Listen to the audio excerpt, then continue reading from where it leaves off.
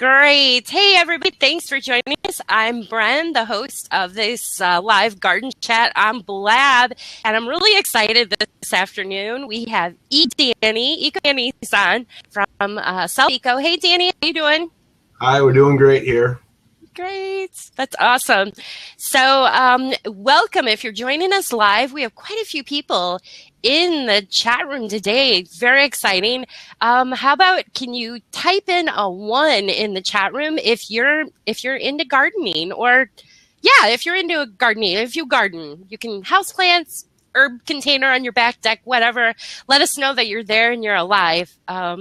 So fun. Okay, Danny. Yes. What hardiness zone are you in? I think I'm in zone 2. I'm in Minnesota. Okay. And it's very cold up there. Yes, we're expecting up to 6 inches of snow in southern state of Minnesota right now. I'm in the city of Stillwater, which is a suburb of St. Paul. Okay. Oh, wow. Very cool. That's pretty up there. Lots of lakes, right? Yeah, 10,000. And the story about being from Minnesota is people say that Minnesotans are very modest.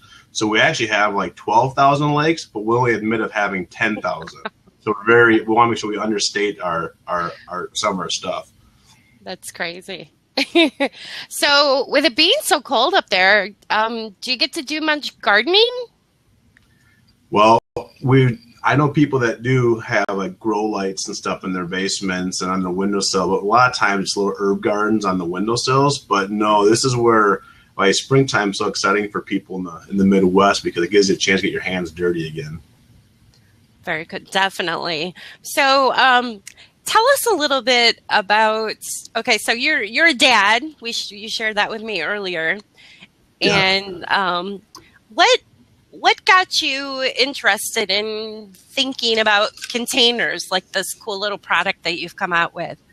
Right. Well, really, the container part of it didn't really come up till later.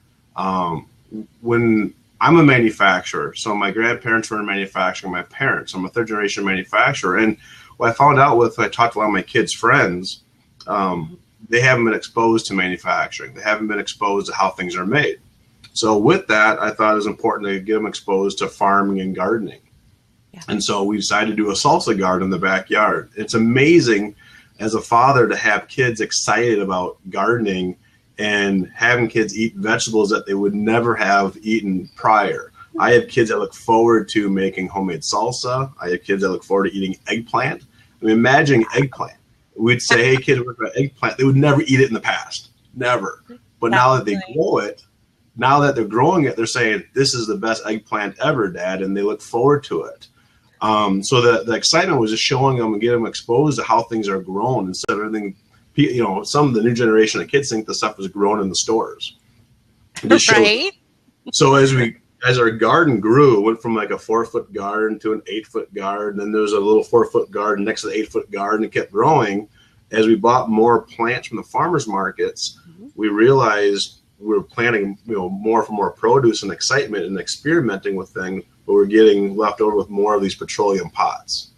And as much as the garden looked awesome in front of us, behind us was the sad part about the pots. So not knowing much about them, I was wondering, can they be recycled? And people said you can bring them back to the garden centers and they'll take them back. And what I found out is some of the garden centers would take them back to look like they were doing a good service, but they really didn't feel comfortable in using them because of cross-contamination. Right. So based on the soil and the leftover roots that were in there, so they would end up throwing them in the landfill. And so to recycle them also, you really can't have any dirt or contaminants in there for recycling, because when they go to the recycle centers, you have to rinse them and wash them out, which takes energy and resources. So again, they get redirected or diverted back to the landfills. So it is kind of, as much as fun and as nice it was to grow our own gardens and grow our vegetables, it was too bad that to do it, we had to fill the landfills. Right on. So we've got quite a few people joining us live today. If you're in the chat room, please, we encourage you, ask some questions. Let's get talking about gardening. Very exciting. So I shared a link to your Kickstarter. Can you kind of explain a little bit about, well, first of all, if people don't know what Kickstarter is, what is that exactly? Yeah, Kickstarter, it's what's funny, you describe it by using the term crowdfunding. People say, what's crowdfunding? Yeah. So it's a new terminology where actually it shows to get projects noticed and to get them funded. What it is, it's a website that you go to and you promote your product or your application. And then people from around the world would say, hey, I think I like that. I'm going to donate $5, $50, $100. And in return, they would get a reward. A reward could be anything from, we have several of these pots that we're offering out before they get to market. Or it might be T-shirts, might be other things to get them a little bit of motivation to help. They're called backers or sponsors. So the backers are what who actually help fund the projects. Very cool. So that's a great resource, great way to start, small businesses, basically, right? I mean, I see this overwhelming desire for this young generation to see products and have access to buy products that aren't offered in the big box stores. Sure. So really, it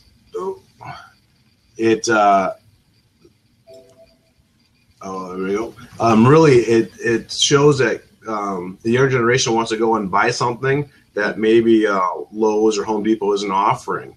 And so this is their way of saying, I want to help this project or this individual or this entrepreneur to get their product to market. And it's most everything is grassroots, with no pun intended with our product, but it is really neat to see what kind of people backed our program. We have backers from Australia, wow, United Kingdom, Pakistan, Hawaii, almost half the states in North America back this, Brazil. We're going to be shipping pots all over the world. It shows there is a want and desire for a landfill-free gardening experience. Wow, very cool. So you came up with this product. I have it right here. I'm anxious to plant in it. Perfect. Here it is. It's just my seeds are really tiny right now. They're just starting to pop up. So I'm going to wait a little bit before I put them in here. So what exactly, what are these made out of? You've got two little pieces too, right? There's a piece. Right. So these pots are made from, it's called PLA. The PLA stands for polylactic acid, okay, and that derives from plants. So switchgrass, corn, sugar beets. When I say corn, it's not the corn kernel. We're not taking food stock away from animals or people. We're actually using the corn stalks, the roots from there. And what they do is they with science and chemistry, break those materials down to sugars. From the sugar, you can now produce a polymer, which is plant-based plastic. So our products are industrial compostable, which is very exciting that we feel you can plant this pot into the ground, add water, and walk away. Within this, to make the product even better, we added nutrients, plant food, into the plastic. So inside there is actually nutrients that, again, it's a distiller's grain. It's another byproduct from making whiskey or from making ethanol. Okay. So the use for distiller's grain in general would be either throw it away, landfill, or it'd be given to pigs as a type of food source. And so we're taking something that really wasn't used that much and made it very, very important. Very cool. So maybe you can help me out. What is this for? So that's a whole different product line. That's a feeding sleeve, and we'll talk about that at the end of the show. That's a surprise. Okay, so we have this, and I want to show if there's a neat little graphic or a picture off of your Kickstart. I mean, check it out. Seriously, you've got a pile of stuff. Got all this stuff you need to grow a healthy plant, and then you've got your SelfEco container you came up with. Yeah. So, I mean, if you look at the tradition of gardening, you look at what we've used. We've used granular fertilizer, feeding stakes, we use compost, dirt, all these things to produce a gardening experience. And you look at more and more people are gardening now in urban settings. They want to plant something on their deck, on their patio. They may not have access to an oversized garage or a storage shed, and they don't want to have to store some of those chemicals and fertilizers. Sure. And we look at by having the plant food into our pot, it really is an all-inclusive application. Okay. And one of the things is, people say, well, do you ever need a fertilizer down the road? And since it's such a new product, our feeling is if you get late season and you feel like your plant needs some extra nutrients, we'd recommend using compost. Compost is a great alternative compared to granular fertilizers or gardening stakes, feeding stakes. The thing is, I'm really proud about our product. Not only does it avoid landfills, but also prevents some of the waterways from being polluted with the runoff of fertilizers and all some of the pesticides and stuff like that. Totally. So you, which we have Flying Fish is in the chat room. She's asking, how is this product self-feeding? What nutrients are in it that's available to the plants, and how long does it feed for? That's a lot. Did you get all that? I did. So again, what's feeding the plant is distiller's grain. So the DDGs, which is a very natural product from the aftermath of producing whiskey or ethanol. Okay. And that has really high nutrients in the distiller's grain. It has high proteins, but also has a breakdown of nitrogen, phosphate, and potassium, which is what you find in man-made fertilizers. Mm-hmm. So here we're doing it by a natural source, which is just naturally feeding the plants. The other thing, too, that I think is very interesting is my analogy is if you went to the doctor because you had a sore knee, mm-hmm. and the doctor gave you a neck brace for your sore knee, you'd be kind of suspect with like the solution to fixing your knee.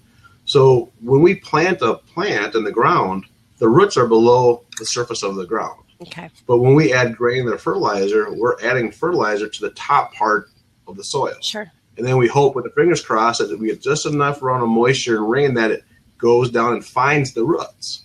Right. Well, with the pot, this is all below the ground.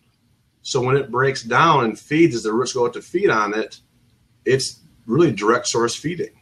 And so no matter how much rain you get, everything stays stable around the roots. Okay. And I noticed too, like you have holes in the bottom, so that's good for drainage, right? To get it moving, right? Yeah. We have gotten so much research from local growers and gardeners regarding how it needs to drain, how to water. And people have tried these experiments in the past with peat moss pots. Mm-hmm. They've tried them with cow manure pots. Mm-hmm. And what we found with those is with the peat moss, it takes almost 100 years to reinstate or to reclaim a peat moss bog. So it's not as green long term. Yeah. And then there's no nutrients in the peat moss either. And then with the manure pots, those don't really work so well going through a production process in traditional industrial growers. And so we've actually tested our pots in an industrial setting for corporate growers, and it's worked out great. That's awesome. Yeah, because I mean, okay, so you get this container, and as a consumer or gardener, I always know when I go to the garden center, I want to make sure things aren't root bound in here, right? Or roots bound. Yes. Yes. Okay, so what it's gonna, the plant won't be root bound in here because it's growing out eventually. I mean, so we've been using Iowa State for a lot of our research and state studies. And as much as I'm going to say, this is what I found it in my backyard. Mm-hmm. I might be a nice guy, but they say, well, this is what Danny said in Minnesota. So we're actually using academia from Iowa State, and they've been great to work with. That's awesome. But when the roots go out traditionally in a petroleum pot, mm-hmm. they go out, they try to find more nutrients, so then they come back around. And then they call it root wrap or root bound. Mm-hmm. With ours, since there's nutrients out there, the roots go out, and then they can stay out there and feed, and they have less root wrap. Some of the studies that we found, that some are on our website or through Iowa State, we're seeing almost 20 to 30% bigger or healthier roots. So with larger root bases, you can get more sturdy stems, stalks to grow upwards. Okay, that's very cool. So, okay. So if I find this in a garden center, or I bring a plant home and I plant it in here, I'm going to take this and I'm going to dig a hole and I'm going to put it in my garden. What's going to happen to this? Like, first of all, like, how long will it feed? Am I still going to have to feed it with things? I guess that depends on the plant too, right? But Yeah, I mean, we're looking at these to really last for for the year, for the growing season. As okay. it breaks down, the more it breaks down, the more it's feeding. Right. So here's what it looks like, right from our facility. This color, shape, size.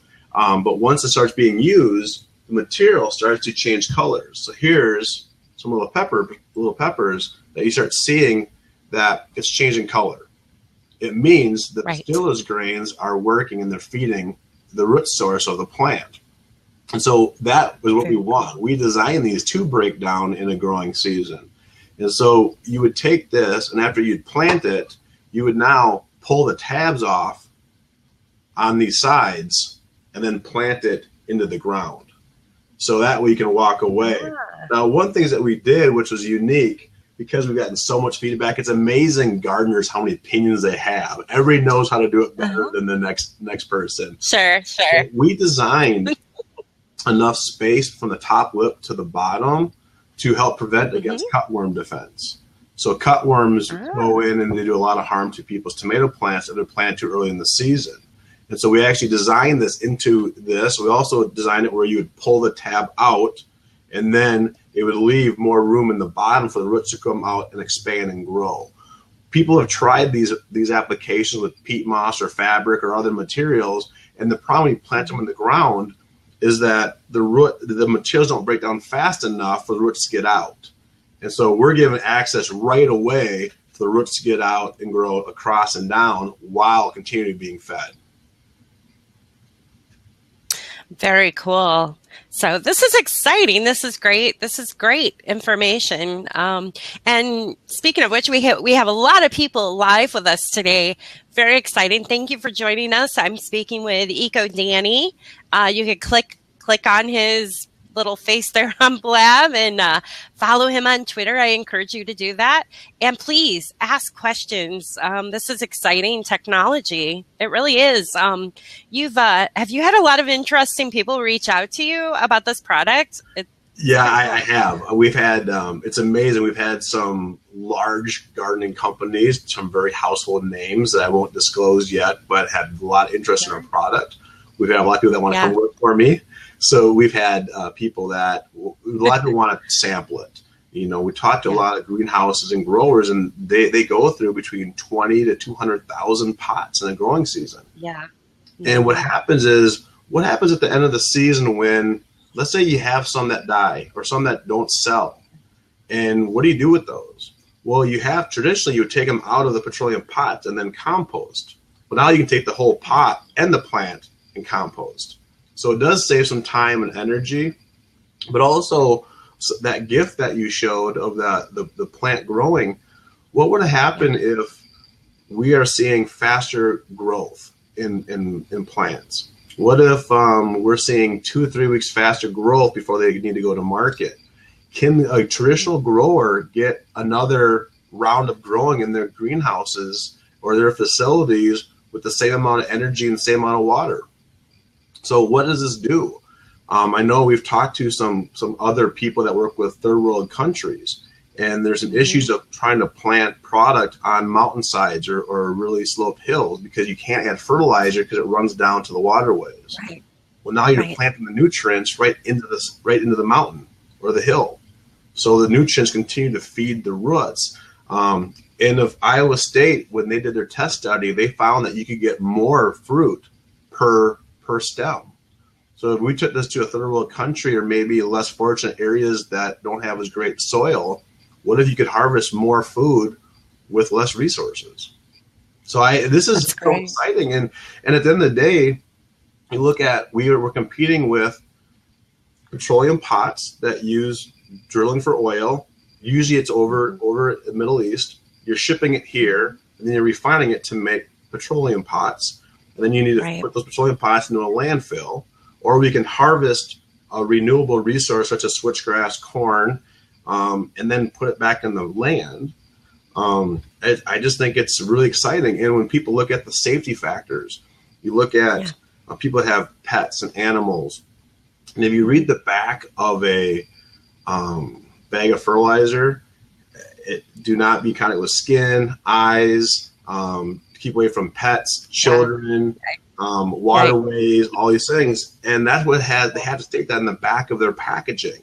On the back of our packaging, it's going to simply say oil-free, made in USA. That's cool. That's really cool about right on. It's less is more right now, and we couldn't be any more excited. We're making these in Minnesota, in the United States. Just with so many opportunities. We're so dang excited about it. Yeah. Beautiful country up there, for sure. Thank you. So we have another question from the chat room. They're asking, how long does it typically take to decompose in a compost bin? Bin. These are great questions. So here is some parts that were in the ground for 4 weeks. So these pots, we put them in the ground, took them out for 4 weeks, and now there's no more moisture in them. So these have been above ground, and they're just so brittle, they just keep flaking apart. So when they're moist, they actually fall apart more. So I don't really know in a true compost bin based on how much heat and how much moisture and how much other things it's mixed with. We always recommend putting it into an industrial compost site where they get the heaps up to 160 degrees for 7 days, and then they decompose it, in the 30 to 90 days. So backyard composting, it's hard because I don't know how long the pots will be in the ground. Is it clay soil, black dirt? How much water and moisture? It's really hard to gauge that. Wow. I do have an example. We'll see how this works, Brent. I'm going to pull this behind me. Okay. That was cool. So here's some stuff we're done inside. Wow. So these are like a garden. Cool. This is something that you'd plant on your front step or patio. And you can see these are taken from petroleum pots. So I bought 4 plants, and it came with 4 petroleum pots. So I still have these. I don't know what I'm going to do with them. I hate to put them in the landfill, but that's where they need to go. And I took the same plants. I bought 2 of every one, and I put these in SelfEco pots and planted them in this. So you can see the height difference on the greenery. Wow. How much bigger this is, and this flower compared to this flower. These have been in the pots for about 4 weeks. Now, if I ever dig them up, you see it's so material. Some of the pot parts are so brittle, it just breaks up into almost nothing. You can just turn it up. So at the end of the growing season, I tell people you can either just till it up and use it for nutrients next season, or you can actually pull it out and then bring it to an industrial compost site. That is very cool. I like your little growing station there. That's very cool. Yeah. So, as much we try to use Iowa State, it's always nice to see some of our other items. Here's a piece of, we did some broccoli. Mm-hmm. So again, in a petroleum pot compared to one of our pots. And we're seeing we have almost 8 leaves on it compared to their 6 leaves. So really, it's that much bigger. And we did this right from seeds. Sure. From the start. Oh, so you started the seed right in the container? I did. Oh, well, I just found another project for today. Cool. So I just started right from the container, and I needed to. It's funny because I needed to use this little cup because the plant doesn't want to stand up by itself in the petroleum pot. Yeah, it's needing some more nutrients. But when I grab ours, it stands up fine. So these are the little benefits. And then you can imagine now trying to take this out and then planting it. It just caused so much stress to the roots. Well, here we pull the tabs, put it in the ground. We're not damaging the roots or the stress of anything. Right. It's very cool. Poor guy. Oh, this is exciting. Yeah, so I would imagine, I mean, of course, like what you said about breaking down the compost bin, that would mostly be like if you use these in a container and then you're going to replant the container, then you would have maybe, this real brittle pot by the end of the season, the way it looks. You would probably be able to go and break it up with your hands and just plant. Yeah. But because this feels, like if I really pushed, I could break the good one, but not. But in the ground, I mean, that's pretty much, it's going to break. I mean, you, at least up north here, you know, by the time it comes time to plant again, I would guess in my soil, this is pretty much going to be gone. And it's and whatever's left, I mean, really what activates it is the moisture and heat of the earth. Mm-hmm. So that's what really starts breaking it down. If you put this on your shelf without any plant in it, probably stay on the shelf for a few years without anything happening. Once you get exposed to the soil, the moisture, and then the roots of the plants eating at it, I mean, it will break down. But the hard part is we want to make sure we built it robust enough to work for industrial growers to run through their system. And we have great videos showing how it runs through the automated system. But then also make sure it doesn't break down too fast where by the time you bring it home, it's already falling apart. But we have people that want different colors and stuff like that. But you're not buying the pot, you're buying the plant. So we can get you a taller, healthier plant, then just throw the pot away. We have had people that have been concerned about that. It may not look as nice and saying, well, geez, look at that. It looks like it's fading away and I don't want to buy it. Well, why would you buy a plant based on the pot? You know, it just doesn't make sense. You'd want to buy it based on the look and the healthiness of the plant. And knowing the pot goes in the ground, it's just one less thing. And even now, more and more landfills are getting at capacity and they're charging more. And there's city and local and state taxes and county taxes. I know the city of St. Paul is taxing upwards of 70% of your landfill.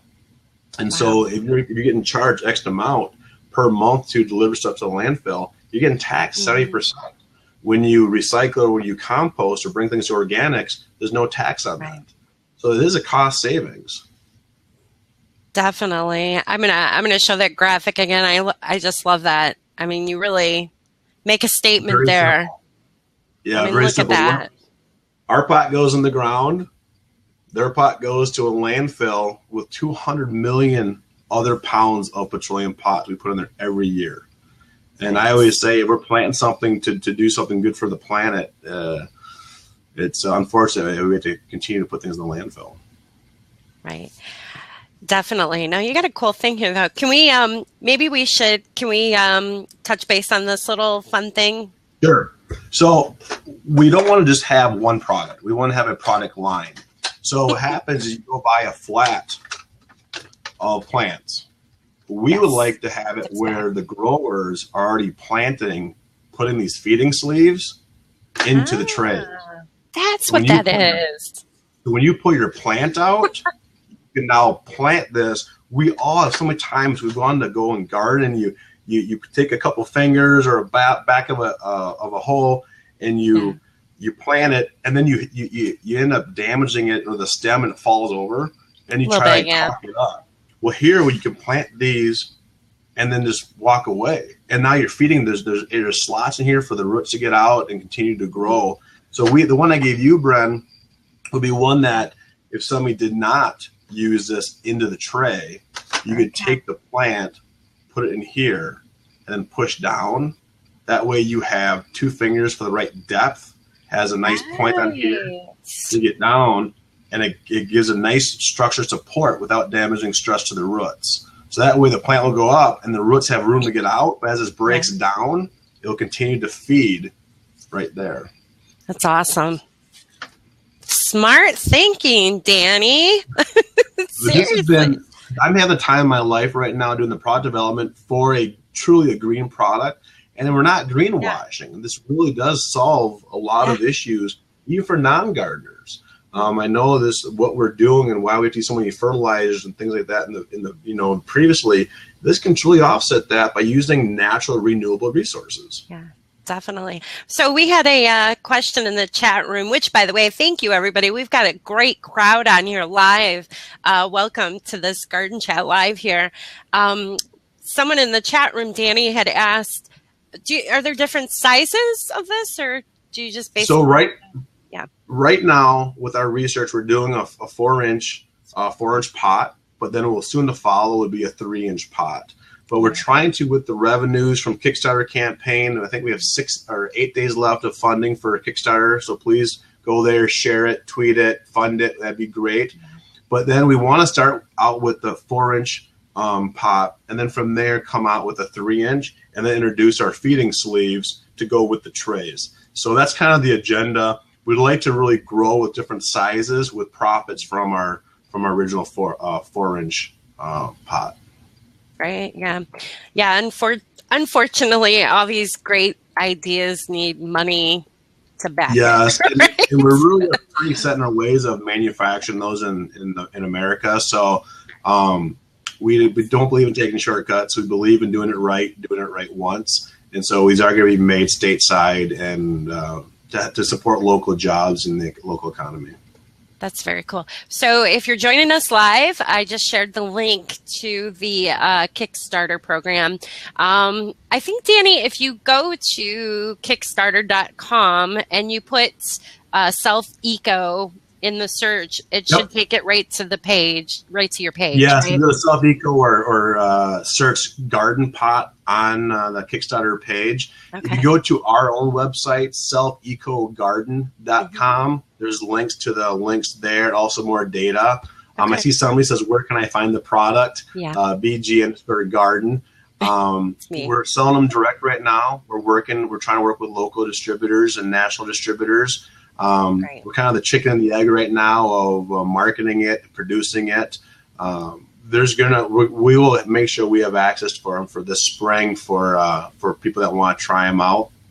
You can get them through Kickstarter. We have a pre-sale on that.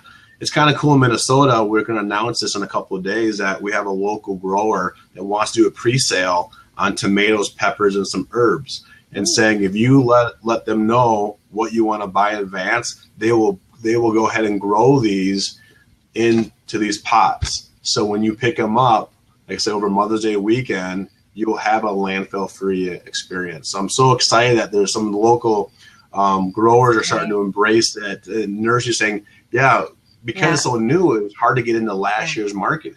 We weren't around last year. And so now that people can go ahead and say, I'll take these many tomatoes, these many peppers for a great salsa garden, and we can prepay them and pick them up when we need to. And I don't have any landfill. I mean, this makes you sleep better at night. Yeah. And I come from, I've worked in a small garden center before, and it can be kind of expensive to switch over to natural, good, products like this, something like this, as opposed the plastic's so cheap, right? But, if you are a garden center, I mean, you've set it up where, you could pretty much buy, just do a few, start out with a few, right? I mean, correct. Yeah, it takes time to. It's really hard to have a leap of faith and say that you're going to change over 500,000 pots. That's a leap of faith. I mean, I would encourage it. That's just for my own selfish thing. But I think once people try it, and we've had some local greenhouses and gardeners try them, and we've had success. And so because of that, because of the findings from Iowa State, it's going to be easier to make the changeover. And pretty soon, though, the end customer is going to demand that's what they want. Eventually, you're going to go and say, hey, I don't want to have and get paid taxes on throwing my pots in the landfill. Because you pay for that when you throw them in the garbage. So, or storm and save them. Like you said, Bren, you have a whole shed full of them. Yeah. I keep recycling them, but I'm getting too many because, I like to visit my garden centers and buy new plants, right? So, yeah. Exactly. One last thing, though, too, is a lot of times, being in Minnesota, a lot of times people go and make their big garden run before on Mother's Day weekend. Yeah.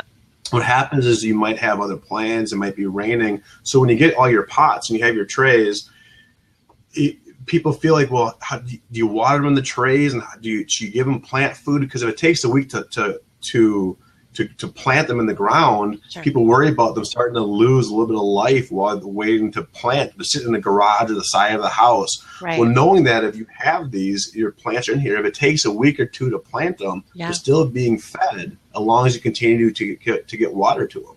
That's great. So it takes some of the guesswork out of that, and which is exciting. Yeah. Very cool. No, that's awesome. So if you want to find out more about Danny's project and this container and this great technology, go to SelfEcoGarden.com And there's a link on there to the Kickstarter program, correct? Yes, correct. So thank you for joining us today. I'm going to go off the record here. Danny, thank you.